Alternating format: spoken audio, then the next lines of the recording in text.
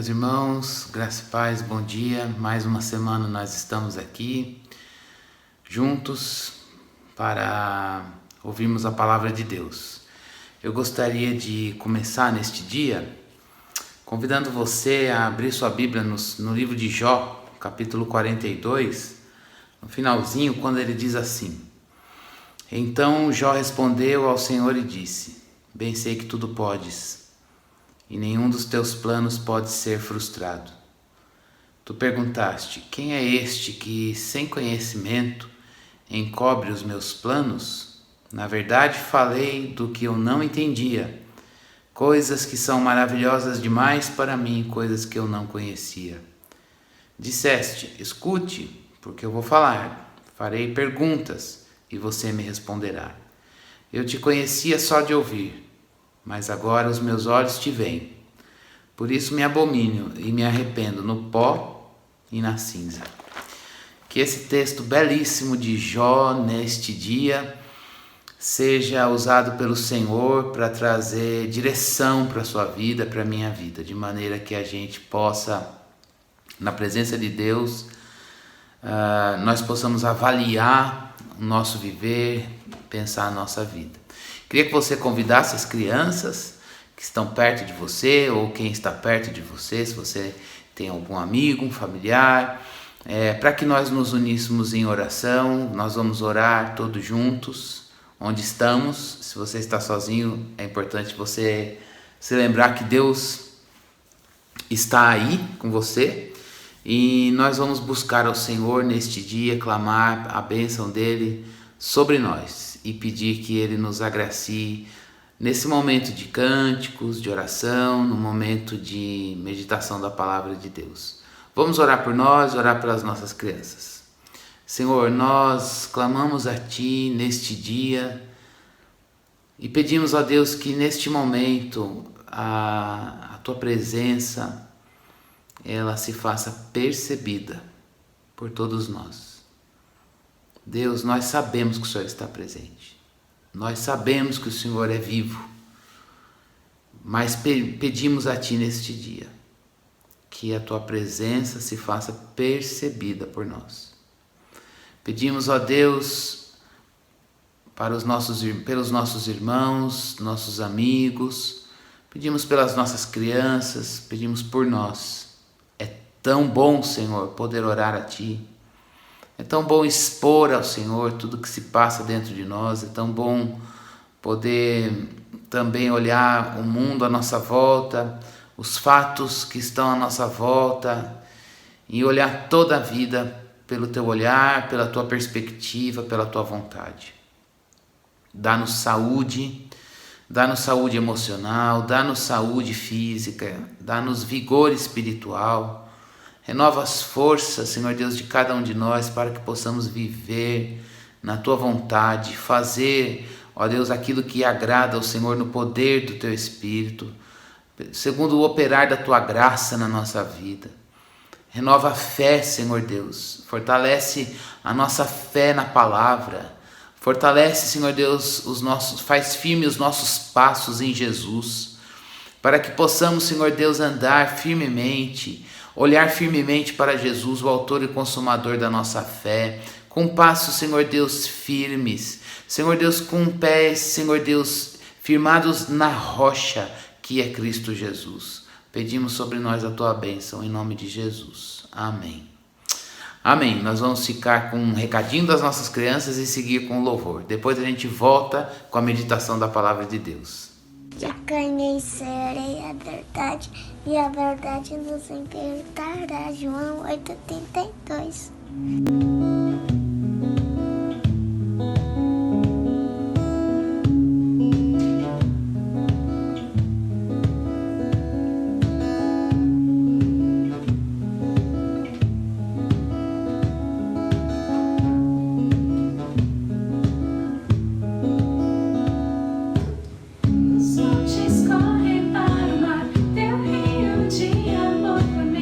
Eu abrirei meu coração, deixando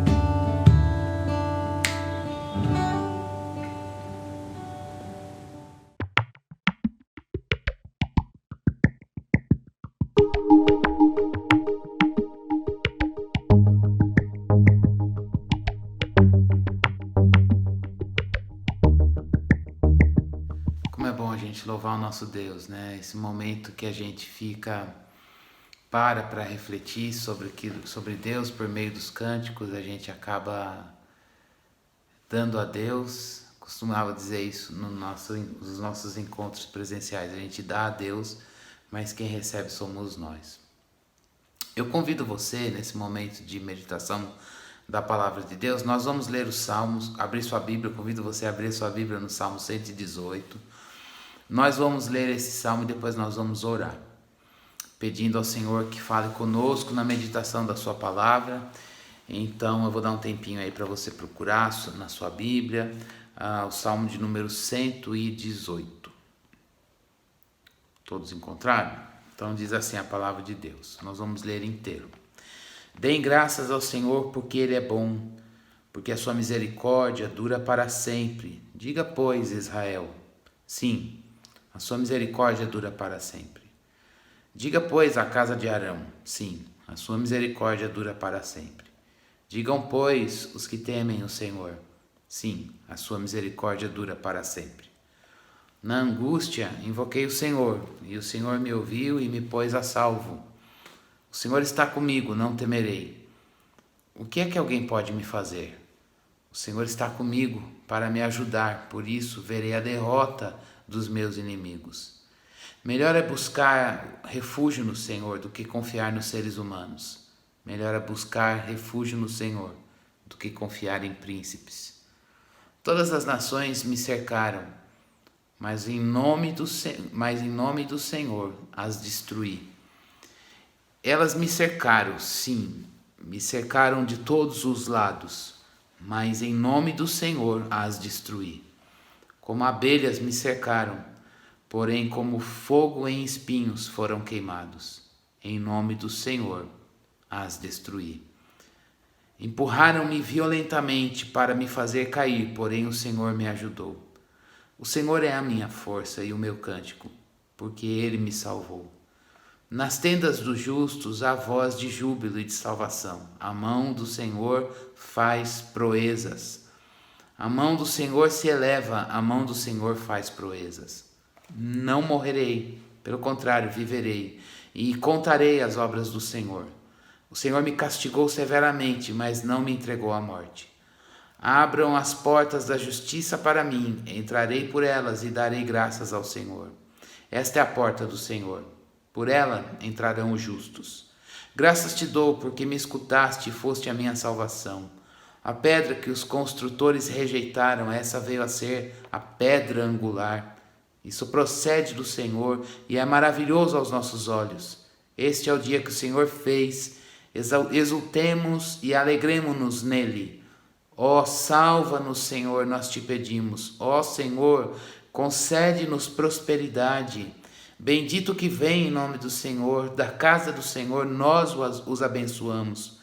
O Senhor é Deus, Ele é a nossa luz. Adornem a festa com ramos até as pontas do altar.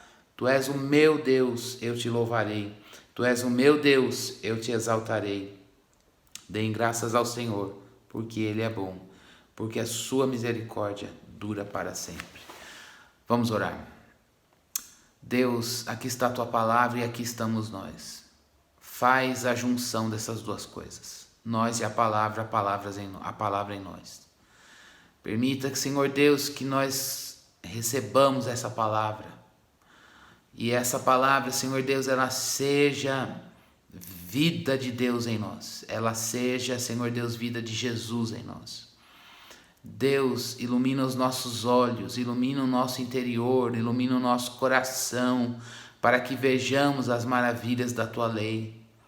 Senhor, abre o nosso entendimento para compreendermos a palavra. Fala, Senhor, precisamos Te ouvir. Dirige nossa vida, Senhor Deus, nos ensina a viver neste mundo. Nos ensina, Senhor Deus, a andar no caminho que é Jesus. Senhor, nós pedimos sobre nós a Tua bênção, pedimos sobre nós a graça do Senhor, pedimos que o Senhor fale ao coração de cada um, a começar em mim, Senhor, em nome de Jesus. Amém. Amém. Nós estamos chegando ao fim da nossa meditação de Salmos nesse primeiro semestre e crendo que o Senhor tem nos ensinado, irmãos, muitas coisas sobre a nossa vida com Deus, a nossa vida com Ele, nossa caminhada com o Senhor. Nessa manhã nós vamos meditar sobre o amor do Senhor que dura para sempre. É esse o título da nossa meditação, como você já deve ter visto aí, à luz deste salmo. O amor do Senhor dura para sempre. E eu queria começar desafiando você a pensar algumas questões comigo antes da gente pensar neste salmo, né? Que respostas eu e você temos dado a todo ser de Deus? Vou refazer a pergunta. Que respostas eu costumo dar, você costuma dar para Deus, por exemplo, logo após a meditação da palavra? Não estou pensando exatamente no sermão do dia tal, ou no dia domingo passado, domingo retrasado, há um ano atrás, há um mês atrás. Mas estou pensando aqui como as nossas respostas a Deus, elas vão sendo trabalhadas, elas vão manifestando o nosso crescimento, a nossa percepção mais aguçada de Deus, o nosso entendimento do ser dele. Então, essa pergunta tem o objetivo de fazer a gente pensar: será que o conhecimento de Deus na palavra tem me feito dar respostas a Ele? Será que o conhecimento de Deus pela palavra do Senhor, debaixo da iluminação do Espírito, tem gerado resposta como entrega da vida, revisão da vida a Deus? Existe uma palavra que a gente não usa mais, mas no sempre atual cantor cristão, para quem trabalhou, eu na minha infância não usei muito cantor cristão, mas eu conheci. Na minha igreja a gente cantava muito hinos da harpa cristã, que muitos deles, acho que 80% são os mesmos, mas era uma outra coletânea. Mas um dos primeiros, acho que é o primeiro cântico do cantor cristão, se não for o primeiro, um dos primeiros, se chamava antífona.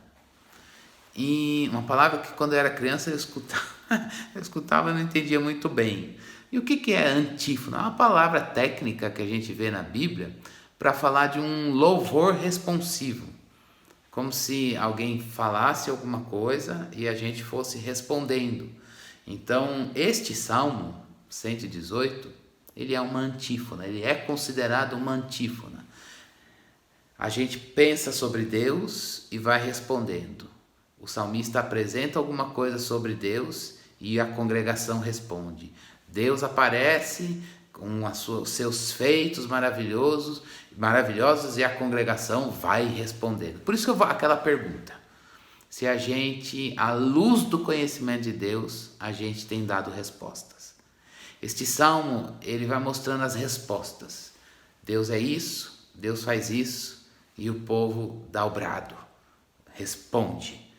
O povo celebra, o povo não apenas celebra, mas chama um ao outro, dá graça, vamos dar graças ao Senhor, porque Ele é bom. É o povo de Deus chamando um ao outro para responder a Deus, quem Ele é e o que Ele faz. É isso que Deus quer fazer comigo, com você neste dia. Resposta de louvor. Que resposta você tem dado diante do ser divino? Que resposta eu tenho dado diante do ser divino? Resposta de louvor. Antífona, esse louvor responsivo entre o povo de Deus. Não é uma coisa clássica do passado, irmãos. É clássico porque é bíblico e precisa ser evocado na nossa espiritualidade. Meu desejo é que eu seja um instrumento de Deus para dizer para você: povo de Deus, na fonte de Sicar, vamos dar graças ao Senhor, porque o seu amor dura para sempre. Também desejo ouvir você me dizer: Cristiano, dê graças ao Senhor, porque o seu amor dura para sempre. A gente mutuamente se desafiar nessa resposta a Deus, uma resposta de louvor. É lógico, irmãos, que este salmo ele está no Antigo Testamento e a gente precisaria olhar ele à luz do Novo. Então a gente vê esse movimento no Salmo, né? A resposta daquilo que Deus fez, por exemplo, com o seu povo na libertação, lá no Egito. Talvez a resposta que Deus deu a um rei, possivelmente, por exemplo, no reinado de Davi, as muitas vitórias que ele recebeu, mas acima de tudo, um horizonte maior à luz do Novo Testamento, a resposta que a gente pode dar ao que Deus realizou em nós, por meio de Cristo Jesus na nossa vida para nos salvar. Então da libertação do povo lá no Antigo Testamento para o reinado e o governo de um rei, mas acima de tudo apontando para Cristo Jesus, tudo aquilo que ele fez.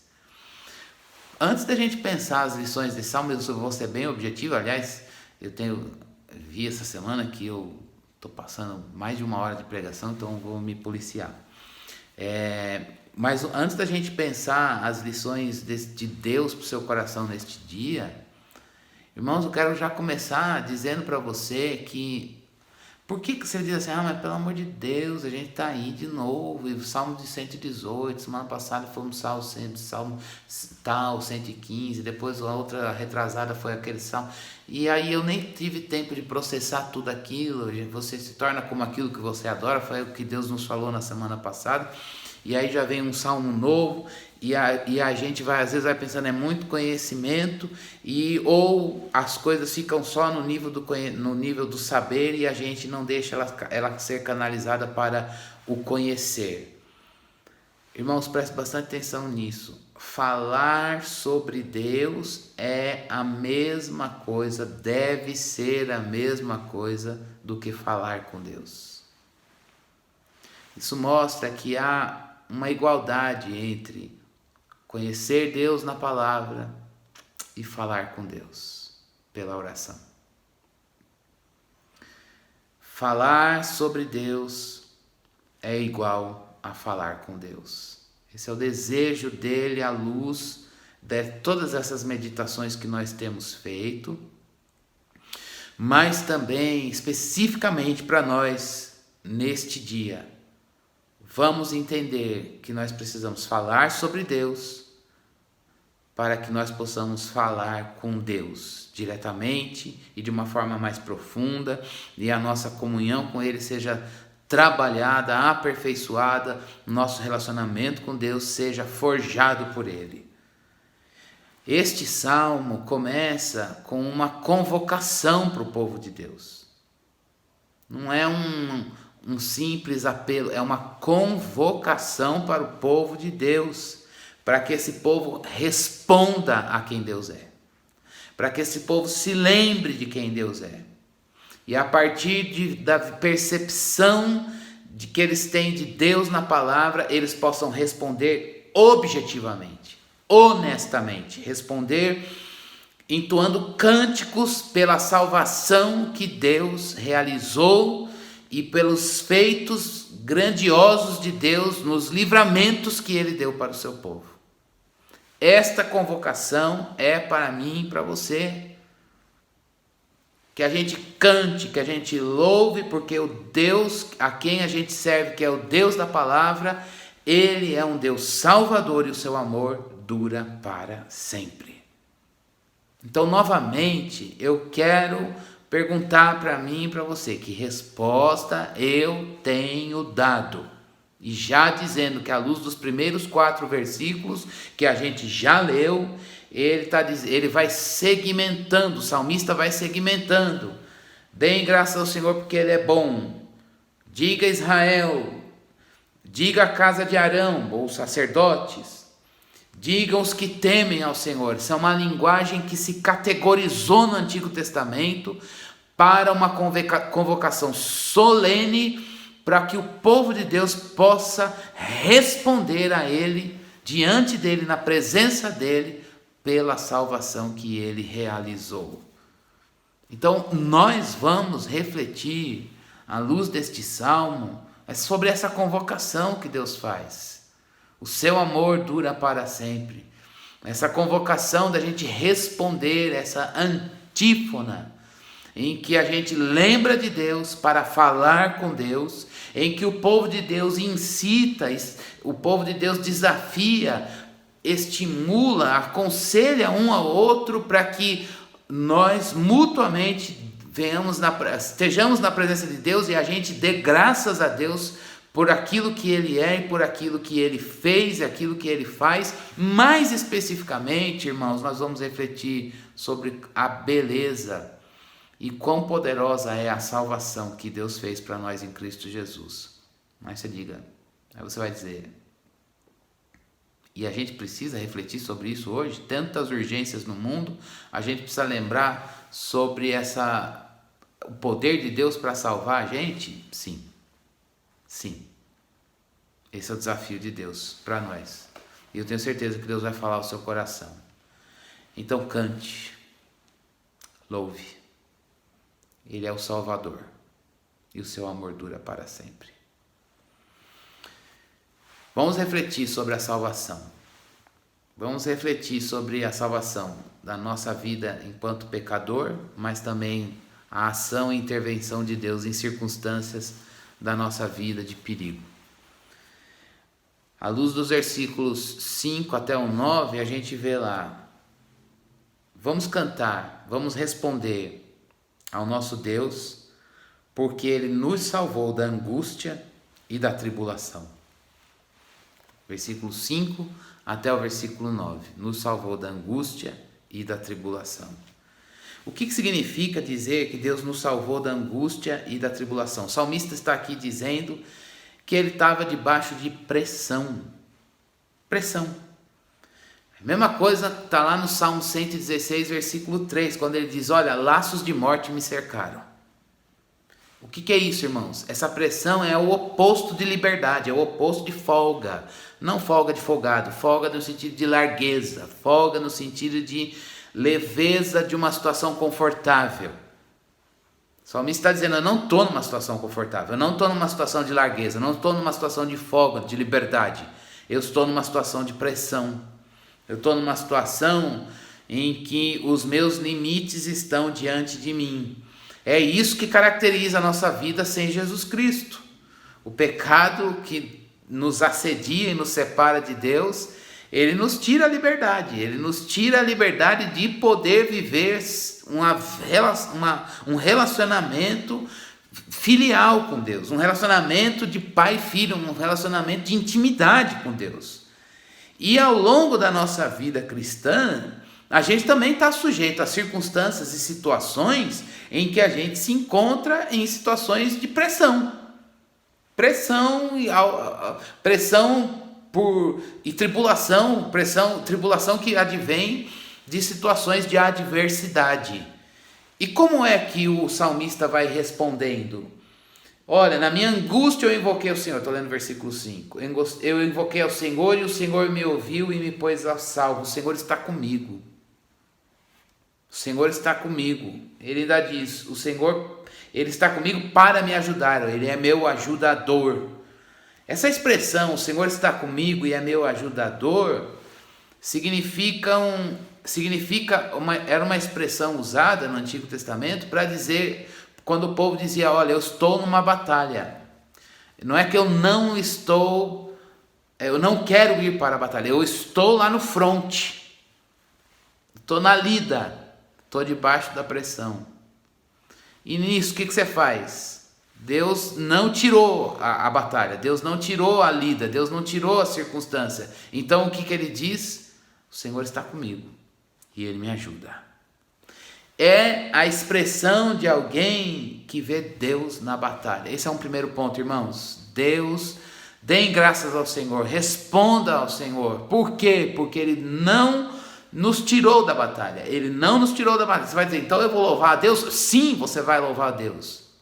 O desafio da nossa maturidade na vida cristã para este dia é a gente poder dizer, o Senhor não me livrou, o Senhor não permitiu que eu não entrasse na batalha, eu estou nela.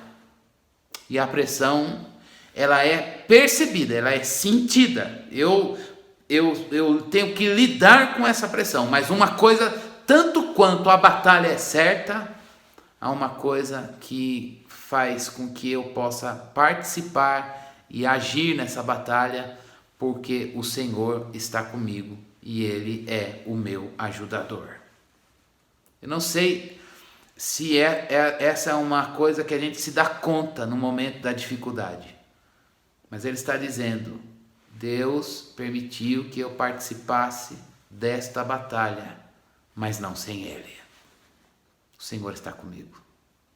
Ele é o meu ajudador. Como isso consola o nosso coração, irmãos. Como isso consola o nosso coração. Saber que há momentos em que Deus não vai tirar a batalha de diante de nós. Muito pelo contrário. Ele vai nos alistar como soldados do seu exército. Mas Ele conta com um soldado que saiba dizer: o Senhor está comigo. Eu vou. Eu estou na batalha e o Senhor está comigo. Ele é o meu ajudador. Essa é uma primeira resposta. Confesso a vocês que muitas vezes eu gostaria de dizer: tira a batalha, Deus, me priva dela. Desvia a minha rota da batalha. Talvez seja essa a tua expressão também. Não sei. Mas se for a tua expressão, assim como às vezes é a minha, às vezes não, acho que é quase sempre, irmãos, que também os nossos olhos sejam abertos nesta manhã, a gente seja educado, formado pelo Espírito Santo para poder dizer: peraí, eu estou na pressão, mas o Senhor está comigo. O Senhor está comigo, Ele é meu ajudador. Mas tem mais coisa ainda, irmãos. Cante ao Senhor, responda. Responda. Cante ao Senhor. Na sua angústia. Na sua angústia. Responda ao Senhor. Por quê? Versículo 8, versículo 9. Uma outra resposta agora não é a do salmista: o Senhor está comigo. É a do povo. Melhor é buscar refúgio no Senhor do que confiar nos seres humanos. Melhor é buscar refúgio no Senhor do que confiar nos príncipes. O povo vê o salmista confiando em Deus e vê ele dizendo: eu estou na batalha, Deus está comigo. E aí o povo responde: é melhor o Senhor, é melhor confiar no Senhor, é melhor buscar o Senhor do que buscar a força no homem. Do que buscar a força no homem. Irmãos, esse é um primeiro ponto que desafia o nosso coração. E eu quero trazer uma aplicação muito objetiva para nós aqui. Irmãos, aquilo que Deus faz, ninguém pode fazer. A gente, infelizmente, vive num momento em que parece que a Igreja de Cristo Jesus corre o risco de perder a confiança no Deus Salvador. Parece que a gente olha para a palavra de Deus e diz: ela é a verdade. Mas eu não sei se Deus pode salvar. Eu não sei se Deus pode libertar uma pessoa que está nos vícios, por exemplo, que está na cegueira. Deus pode, irmãos. Deus pode transformar pecador em santo.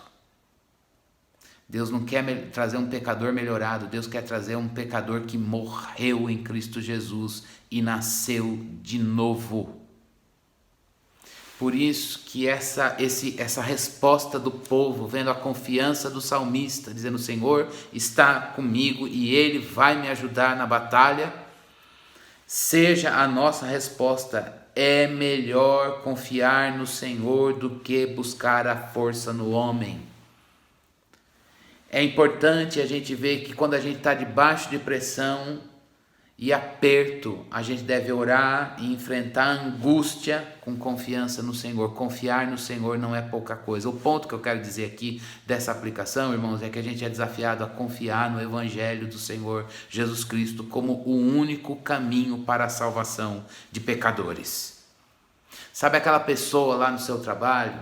Sabe aquele seu tio, aquele primo, o seu cônjuge, seu filho, criança, jovem, adolescente, adulto, idoso, o seu vizinho, aquele seu amigo da faculdade, da infância, da escola, enfim, seu pai, sua mãe, a única pessoa, a gente precisa confiar que o que essa pessoa precisa é do Evangelho de Cristo Jesus, e a nós nos cabe duas coisas: orar pedindo salvação e anunciar o Evangelho que traz pecador, que transforma um pecador, que traz um pecador das trevas para a luz, que é Jesus Cristo.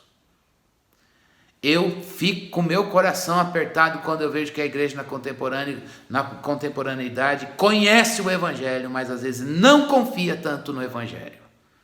E Deus quer que a gente conheça o Evangelho, para que a gente confie que o Evangelho é o poder de Deus para a salvação. É melhor confiar no Senhor do que na força do homem. Nós estamos num momento, com todo respeito, que eu sou das ciências humanas, em que as ciências humanas, por exemplo, elas que lidam muito com as questões da subjetividade, objetivamente, mas lidam de maneira objetiva com as questões da subjetividade, e o que é muito bom, irmãos, por isso que eu estou dizendo que eu não posso falar disso, eu não posso falar mal disso, muito pelo contrário, são coisas que Deus deixou e mostra a inteligência do homem, e são usadas da melhor maneira, porque mostra o poder criativo que Deus deu para o homem. Mas, meus irmãos, não nos esqueçamos que a verdade revelada na palavra de Deus, no Evangelho de Cristo Jesus, a verdade revelada que é de uma maneira específica, que aponta a maior revelação que Deus fez dele mesmo, é o seu Filho Jesus Cristo. Este conhecimento, irmãos, liberta. Este conhecimento cura a alma de um ferido. Este conhecimento, irmãos, convence. É usado pelo Espírito Santo para convencer pessoas do pecado, da justiça e do juízo. E por mais que as pessoas que nós amemos, que estão perto de nós, longe, para quem nós são alvos da nossa oração por salvação, elas possam contar com a ajuda das ciências humanas, o que é muito importante, mas nada disso substitui, irmãos, o Evangelho de Cristo Jesus. Nós não somos cegos e nem surdos, mas nós nos rendemos à verdade do Evangelho de Cristo Jesus, porque Ele é o único que tem poder para salvar pecadores. Me angustia um pouco quando a gente tenta conciliar duas coisas. Eu confio no Evangelho, mas eu tenho os planos B. Tenho um plano B, C, D e E. Não. Salvação só pelo Evangelho de Cristo Jesus. Essa pessoa vai cumprir o alvo para a vida quando ela se render ao Evangelho de Cristo Jesus. A gente não pode se contentar com nada menos do que isso. E não pode pregar nada menos e nada além. Apenas o Evangelho de Cristo Jesus. Cantem, louvem, deem graças ao Senhor, porque Ele salva da angústia. Está angustiado? Está na pressão? Deus te colocou nisso. O Senhor é contigo. Ele é o teu ajudador. Ele é o teu ajudador. Deem graças ao Senhor. Vamos responder dando graças ao Senhor, porque Ele salva da hostilidade. Hostilidade, já não basta a angústia e a pressão? Sim, a hostilidade. Versículo 10 até o 14, o 15 e o 16, separando esses grupos. Ele vai dizer honestamente, olha, forças e perigos reais. Não é coisa da minha cabeça, não. Não é a crise de ansiedade de pensar no que pode acontecer amanhã e trazer isso para o hoje. Não, são coisas reais. São perigos, são coisas reais e não são poucas coisas, são muitas forças. Ele usa a imagem ali, uma metáfora, são como abelhas. É uma linguagem que está lá em Deuteronômio 1, e também tem outras passagens que o Antigo Testamento se refere para dizer, olha, os meus inimigos, eles me cercaram, me perseguiram como um enxame, não tem essa palavra, né? Mas essa aglomeração, esse conjunto de abelhas que vão seguindo para fisgar, para pegar o alvo. Ele está dizendo assim, ó, eu estou lidando com a hostilidade. É a reunião de muitas forças, é um perigo real, não é coisa da minha cabeça, não é uma possibilidade que vai acontecer amanhã. Hoje eu estou lidando com isso. Mas o que ele diz nessa situação de hostilidade? Há vitória. Mas como é que tem vitória? Irmãos, a vitória é só por intervenção divina.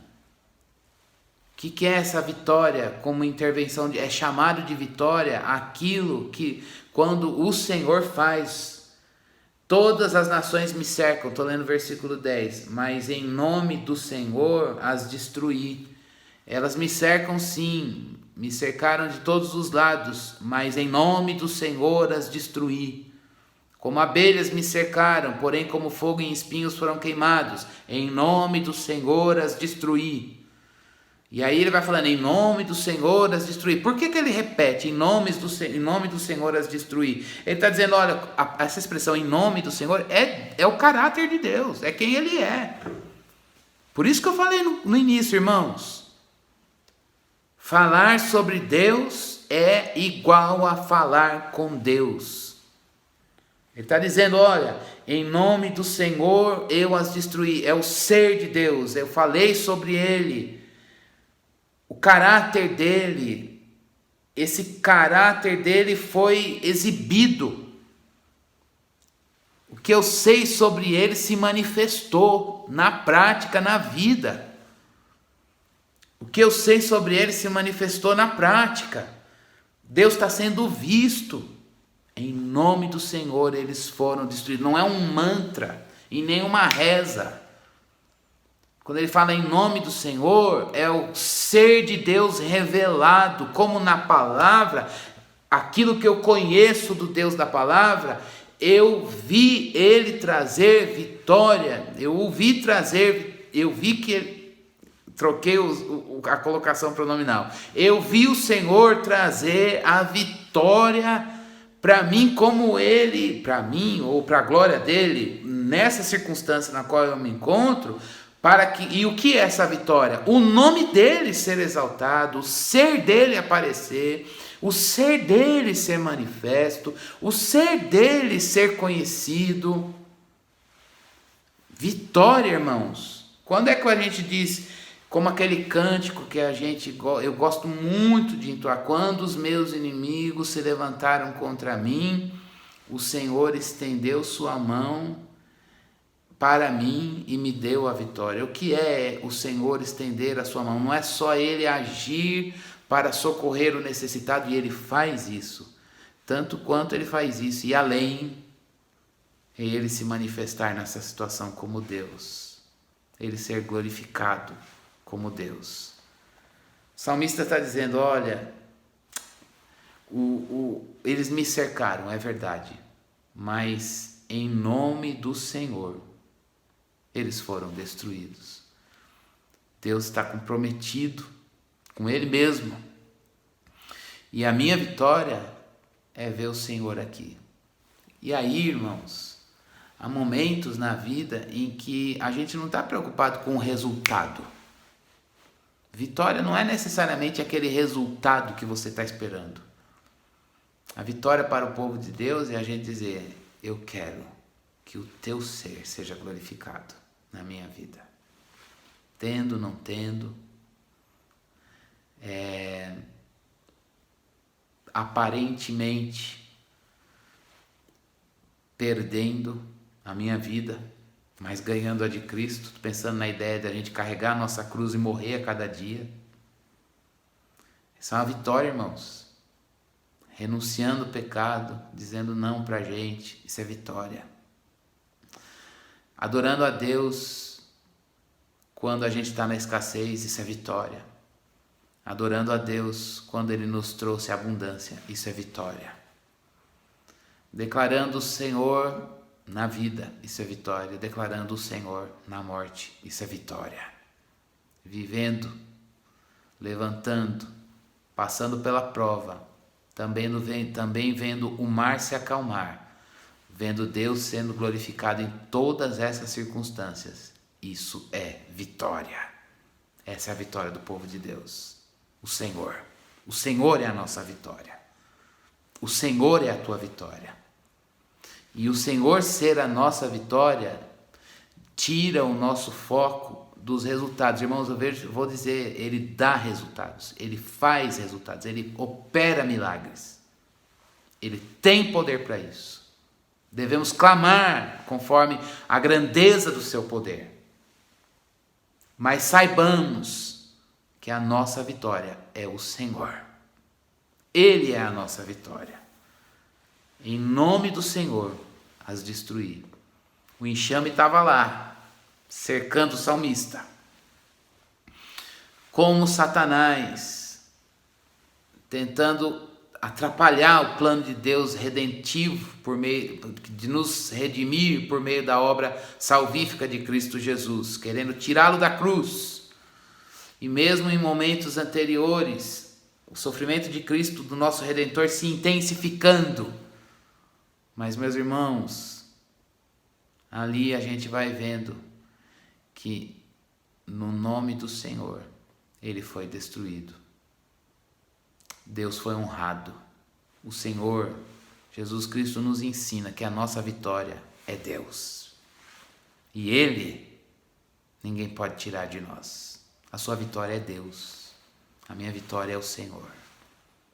É triste quando a gente tem muitos resultados, mas Deus não participou deles. Não há vitória, irmão. Não há vitória, minha irmã. Agora é bom quando a gente pode estar, inclusive no sofrimento, talvez o sofrimento mais difícil da sua vida e da minha vida. E a gente está vendo, em nome do Senhor, esse sofrimento não vai me destruir. O ser de Deus está aqui, porque Ele é a minha vitória. Na vida ou na morte, o ser de Deus está aqui, Ele é a minha vitória. Em nome do Senhor, eu os destruí. O Senhor é a tua vitória. Por isso, irmãos, como é que o povo responde quando o salmista vai dizendo: Senhor, em nome do Senhor eu as destruí? Eles respondem de uma maneira linda, falando da mão do Senhor. A mão do Senhor faz proezas. A mão do Senhor se eleva. A mão do Senhor faz proezas. Nas tendas dos justos, versículo 15 e 16, há voz de júbilo e de salvação. E aí ele começa: a mão do Senhor faz proeza, a mão do Senhor faz maravilhas, faz coisas maravilhosas. O que é a mão do Senhor aqui? Uma linguagem, Deus tem mão, né? A gente atribuindo algo que é nosso, físico, até para Deus. Mas é a linguagem do salmista, a linguagem do Deus nos... A gente, quando vai se expressar, a gente usa os nossos recursos de linguagem. E aí, o que ele está querendo? Qual é a ideia disso? A mão do Senhor. É literalmente, Deus está agindo. É Deus em ação. Ele tem uma força preeminente. É Deus agindo na vida do seu povo. As abelhas estão lá cercando. As abelhas estão lá. O perigo, a hostilidade está ali, cirandando. Mas a mão do Senhor está agindo. A mão do Senhor está agindo em nós, trabalhando em nós. É isso.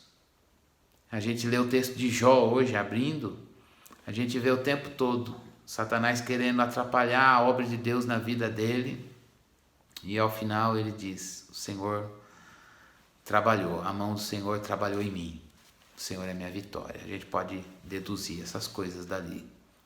Irmãos, como é bom lembrar das provas, das tribulações talvez que você já tenha enfrentado, que eu já enfrentei, e a gente poder dizer: eu aprendi, o Senhor me deu livramento, o Senhor fez isso. Em algumas situações Deus não livrou, tive que enfrentar, mas uma coisa é certa: a mão do Senhor fez proezas.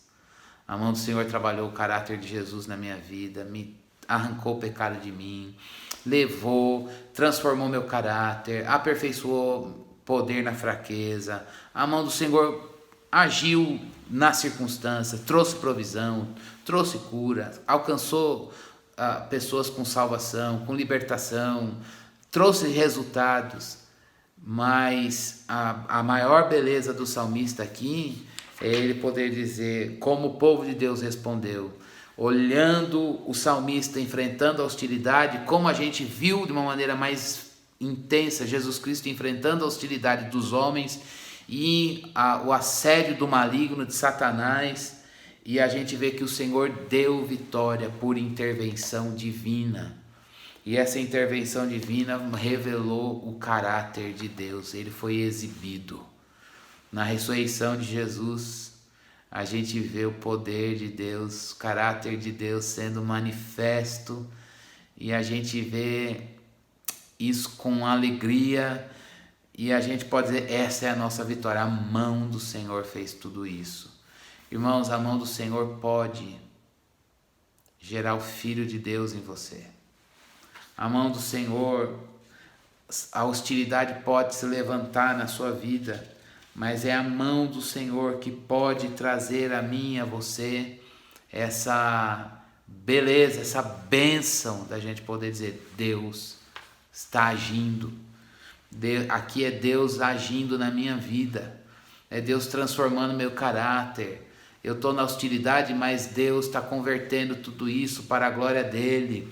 Eu estou enfrentando um problemaço de ordem material, física, no ministério, na família, no trabalho, comigo mesmo, no meu, sei lá, são tantas as possibilidades, pessoas que estão próximas de mim, pessoas a quem eu amo, que eu quero muito bem, mas é possível você dizer, Deus, eu estou passando por tudo isso, mas a tua mão está sobre mim, trabalhando em mim. E ao final a gente vai poder celebrar de uma forma responsiva com o povo de Deus. A mão do Senhor fez tudo isso. Quando a gente passa por uma prova e sai dela melhor, o que a gente deveria dizer? A mão do Senhor fez tudo isso. Eu gostaria de responder, olhando as bênçãos de Deus até aqui, e responder junto com vocês, irmãos, foi a mão do Senhor que fez tudo isso. Quando eu penso na própria história da fonte, no que a gente já viveu nesses 10 anos, a gente pode olhar atrás, apesar de nós, e a gente pode dizer, a mão do Senhor fez tudo isso. A mão do Senhor fez proezas. A mão do Senhor está sobre nós.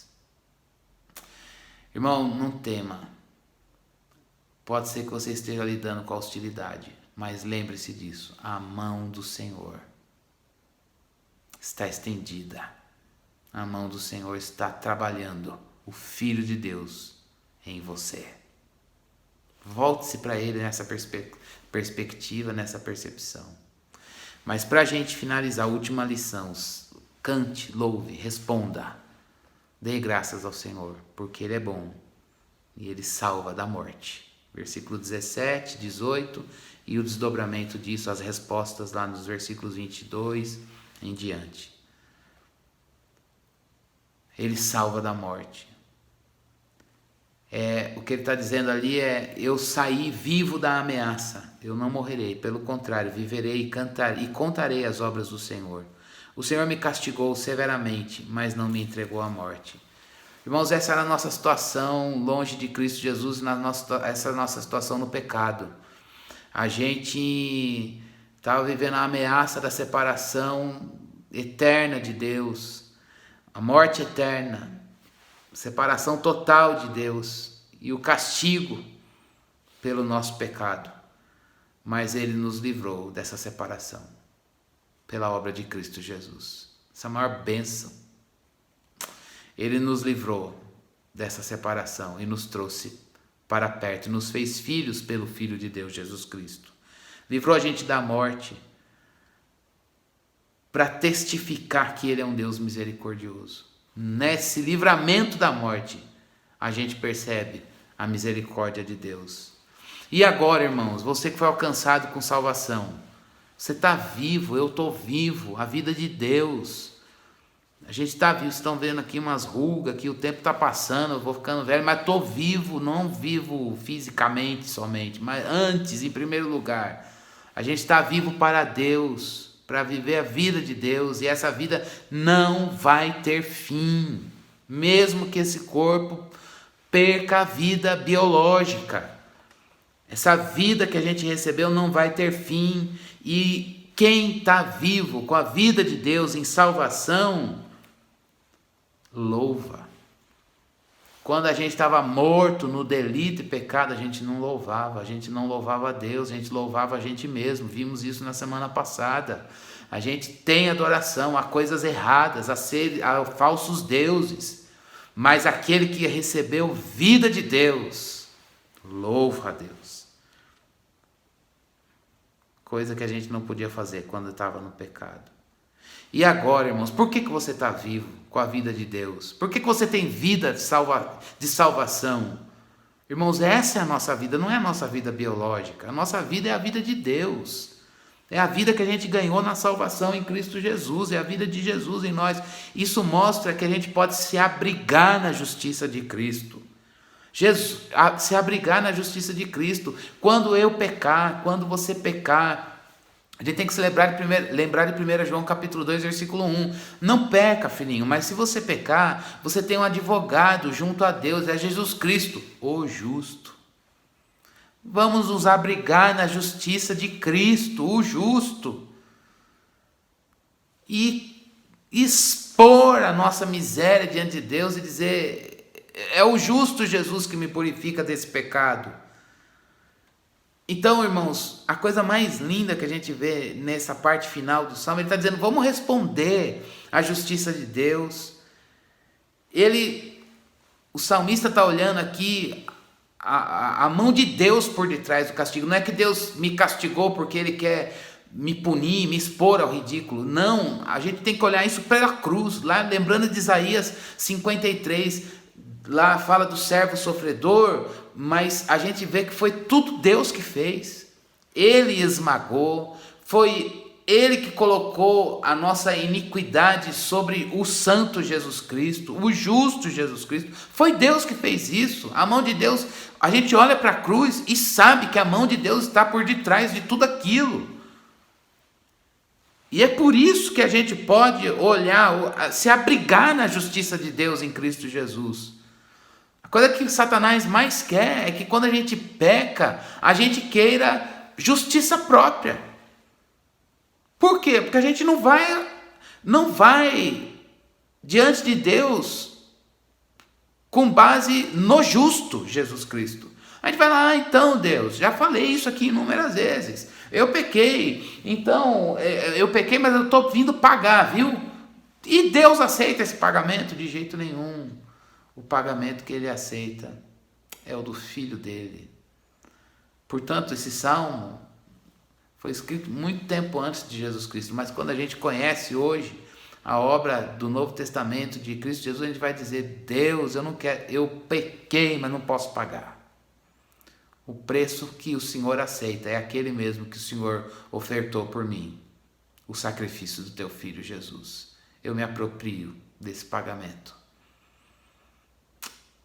Pelo sangue de Jesus eu entro na tua presença. Ele é o justo. Ele é a minha justiça. Isso tira de nós a soberba.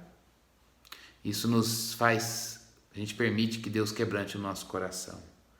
Isso nos garante acesso à presença, é o que os versículos finais vão falando. Acesso à presença de Deus. O alicerce, ele é a nossa pedra angular.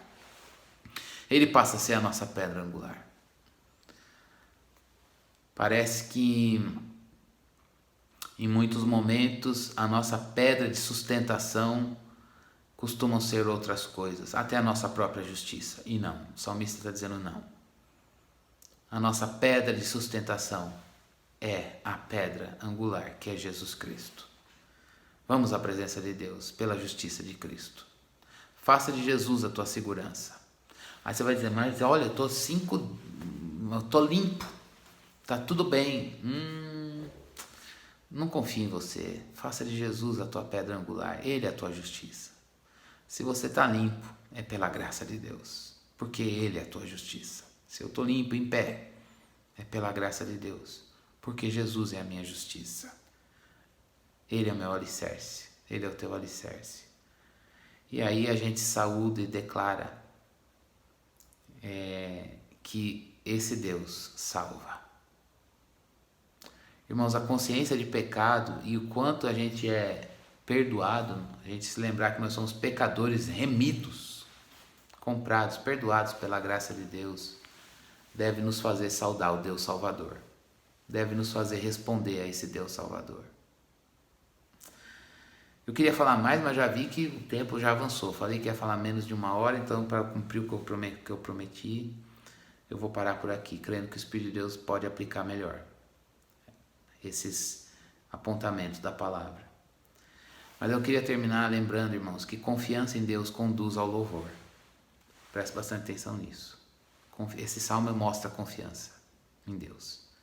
E quando a gente confia em Deus, a gente o louva. O contrário também é verdade. Se a gente não consegue louvar a Deus, talvez é porque a gente não confie tanto nele. Aí a confiança, a questão não é, pastor, eu não consigo confiar tanto assim, tá? Que peso é esse sobre mim? A questão é que o nosso coração não é tão neutro assim. Se não está confiando em Deus, está confiando em outras coisas. E a gente deve orar hoje pedindo para que o Espírito de Deus faça a substituição. Deus, eu estou louvando pouco. Ou não louvando da melhor maneira. Porque eu estou confiando em outras coisas. Traz a minha confiança disso para o Senhor. Traz a minha confiança de pessoas, e coisas, e seguranças, e buscas para cá, para o Senhor, porque eu quero louvar o Senhor. Quando a gente confiança em Deus conduz ao louvor, conduz à adoração. Sempre que Deus manifestar a salvação, vai ter culto, vai ter reverência, vai ter adoração. Se a gente não está tendo, em qualquer circunstância, adore, é porque, irmãos, talvez a gente não esteja percebendo a salvação. Deus é Salvador, a gente é que não percebe. Deus é Salvador, a gente é que às vezes não se apercebe disso. Então que nesta manhã, isso seja um alvo de oração. Eu quero orar com você. Vamos clamar ao Senhor. Obrigado porque só o Senhor pode nos salvar. Só o Senhor é Salvador. Guarda-nos, ó Deus, guarda o nosso coração. Nós queremos entender que onde há a percepção de que Deus é Salvador, ali há culto. É isso que nós queremos em nós, culto. É isso que eu quero na minha vida, é isso que eu peço pelos meus irmãos, por nós, culto. Mas não culto, Senhor Deus, ritualístico, formal somente.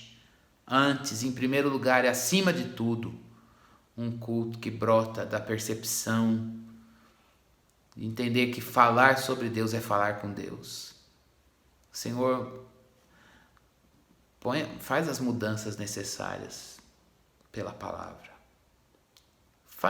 Traz avivamento na nossa vida, Senhor, pela palavra, no poder do Teu Espírito. Senhor, muda as coisas dentro de nós. Nós passamos pela angústia, pela pressão, pela hostilidade, até pelas situações de morte. Nós estávamos mortos, os nossos delitos e pecados, e o Senhor nos deu vida. E hoje nós queremos celebrar a salvação que recebemos do Senhor, na Tua presença, e dizer, nada mais é o meu alicerce é Deus. Senhor, tira a nossa confiança, tira aquilo que pode ser, alguma coisa fora de Ti que pode ser o nosso alicerce. Nós queremos dizer, o Senhor é o meu alicerce. É essa a resposta que queremos dar. Opera isso na nossa vida, na igreja. Oramos e agradecemos em nome de Jesus. Amém. Amém.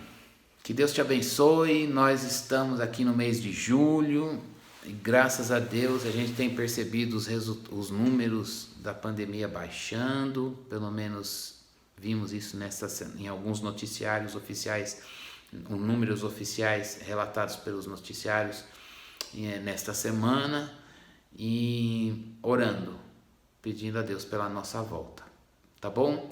Que você tenha uma semana abençoada, sabendo que você pode responder, porque Deus é Salvador. E que essa palavra, ela fique gravada na sua mente e no seu coração, para a glória do Filho de Deus na nossa vida. Deus te abençoe, até o próximo domingo, se Deus assim permitir. A gente se encontra aqui. Tchau, tchau.